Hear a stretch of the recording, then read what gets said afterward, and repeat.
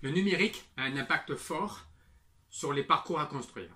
Aujourd'hui, chaque collaborateur est amené, dans sa vie personnelle comme professionnelle, à trouver une réponse en temps réel, à lire, à consulter différents médias, à apprendre, à interagir, à faire des choix.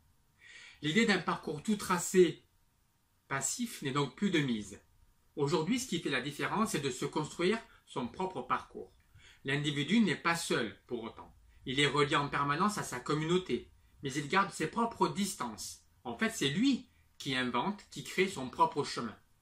On assiste donc à un changement d'attitude des acteurs de la formation. Ainsi, les individus d'aujourd'hui, que l'on qualifie de génération Y ou milléniale, ne fonctionnent plus comme les générations précédentes. Ils sont capables de manipuler plusieurs informations simultanément. Ils passent moins de temps à synthétiser. Au final, pour apprendre, ils sollicitent leur cerveau différemment par rapport à leurs ancêtres. Pourquoi leur imposer des parcours de formation linéaires qui ne colleraient pas à leur façon d'apprendre, de réfléchir?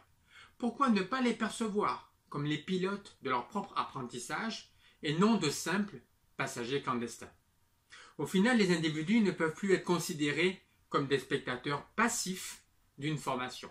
C'est à eux d'imaginer un autre champ des possibles, à eux d'inventer un autre itinéraire qui ne leur sera pas imposé, mais qu'ils choisiront en totale autonomie parmi toutes les solutions de formation existantes.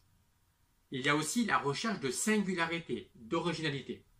Les individus, pour comprendre et intégrer de nouveaux savoirs, ont besoin aussi de faire écho à leur propre identité. Pourquoi les abreuver de concepts qui seraient très éloignés dans leur vécu quotidien et personnel? Ici, il ne s'agit pas de rejeter toute conceptualisation, toutes les théories, mais au contraire de les resituer dans un espace qui fait écho aux collaborateurs.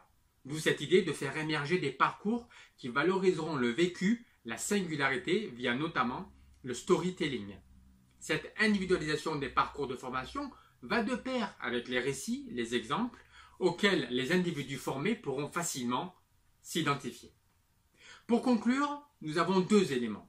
D'une part, l'informatique, voire la consumérisation donc de l'information, qui modifie notre rapport à la connaissance, notre façon de travailler et de communiquer. D'autre part, nous avons la richesse des expériences, la variété des parcours de formation, la diversité des niveaux de connaissance des collaborateurs. Ces deux éléments, mis bout à bout, favorisent la mise en place d'une ingénierie de la connaissance et des technologies de formation à distance. Cela incite à personnaliser les parcours et à offrir à chaque collaborateur une expérience d'apprentissage unique.